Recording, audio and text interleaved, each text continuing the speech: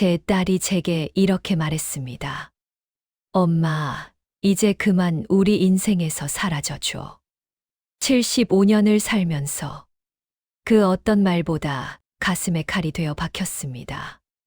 여러분, 혹시 자식에게 버림받는다는 게 어떤 기분인지 아십니까? 저는 올해 75세 메리 앤더슨입니다. 시카고 외곽의 작은 양로원에서 이 이야기를 시작합니다. 제 옆에는 45년 전 남편이 준 결혼 반지 하나, 그리고 찢어진 가족 사진 한 장뿐입니다. 50년 전으로 돌아가겠습니다. 저는 가난한 이민자의 딸이었습니다. 손톱 밑에 때가 끼도록 식당에서 일하며 번 돈으로 딸 제니퍼를 키웠습니다. 남편 톰은 건설 현장에서 일했죠. 우린 가난했지만 행복했습니다. 그런데 제니퍼가 15살 되던 해 모든 게 달라졌습니다. 명문 사립학교, 친구들을 집에 데려온 딸이 제게 속삭였습니다. 엄마, 친구들 앞에서 종업원처럼 굴지 마. 창피해. 그날 밤, 저는 거울을 보며 울었습니다. 딸을 위해 다른 이 손이 부끄러운 것이었을까요? 저는 더 열심히 일했습니다. 아침 6시부터 밤 11시까지 두 곳의 식당을 오갔습니다. 제니퍼의 대학 등록금을 위해서였죠. 몸은 망가졌지만 딸이 하버드에 합격했을 때 전 세상을 다 가진 기분이었습니다. 그러나 졸업식 날 제게 온 것은 초대장이 아니었습니다. 엄마, 친구들이 부모님 직업 물어보면 뭐라고 하지? 차라리 오지 마. 여러분, 이럴 때 여러분이라면 어떻게 하시겠습니까? 저는 그날 가지 않았습니다. 집에서 혼자 케이크를 사서 딸의 졸업을 축하했습니다. 촛불을 켜고 노래를 부르며 혼자서요. 제니퍼는 월스트리트 변호사가 되었습니다. 저는 관절염으로 더 이상 일할 수 없게 되었죠. 남편 톰은 5년 전 심장마비로 세상을 떠났습니다. 엄마, 우리 집에 올래? 손주들이 보고 싶지. 딸의 제안에 전 기뻐서 눈물을 흘렸습니다. 드디어 가족이 되는 건가 했죠. 하지만 뉴욕 맨해튼의 딸 집에 도착한 첫날, 저는 충격을 받았습니다. 제 방은 지하실이었고 딸은 이렇게 말했습니다. 손주들 친구들이 놀러 오면 위층에 올라오지 마. 이해하지?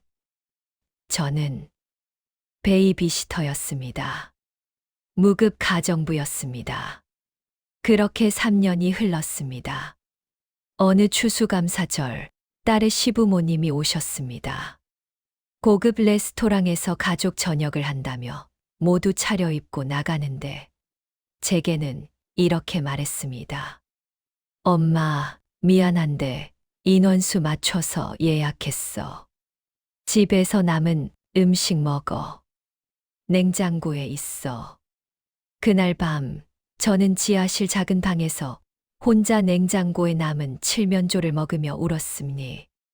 75년 인생에서 가장 외로운 밤이었습니다. 다음 날 아침, 저는 가방을 쌌습니다. 떠나기로 했죠. 현관문을 나서는 저를 보고 제니퍼가 소리쳤습니다. 엄마, 지금 뭐 하는 거야? 애들은 누가 돌봐?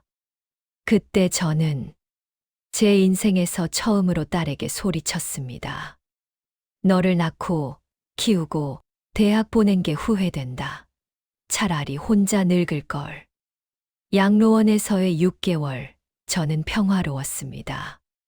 매일 산책하고 독서 모임에 나가고 새로운 친구들을 만났습니다. 특히 한국에서 온 순자 할머니는 제게 김치를 만들어주며 위로해 주었죠. 그러던 어느 날, 양로원 상담사 케이트가 제게 편지 한 통을 건넸습니다. 제니퍼에게서 온 것이었습니다. 편지를 열자 오래된 사진이 떨어졌습니다. 제가 식당 유니폼을 입고 어린 제니퍼를 안고 웃고 있는 사진이었죠.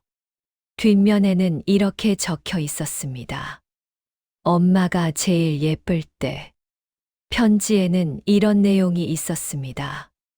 엄마, 저는 평생 엄마를 부끄러워했습니다. 그런데 제 딸 에밀리가 어제 이렇게 물었어요. 엄마, 할머니는 왜 안 와? 난 할머니가 좋은데. 그 순간 깨달았어요. 제가 엄마한테 했던 짓을 제 딸이 저한테 할 수도 있다는 걸요. 오늘 제니퍼가 손주들과 함께 양로원을 찾아왔습니다. 문이 열리고 7살 에밀리가 제게 달려와 안겼습니다. 할머니, 보고 싶었어.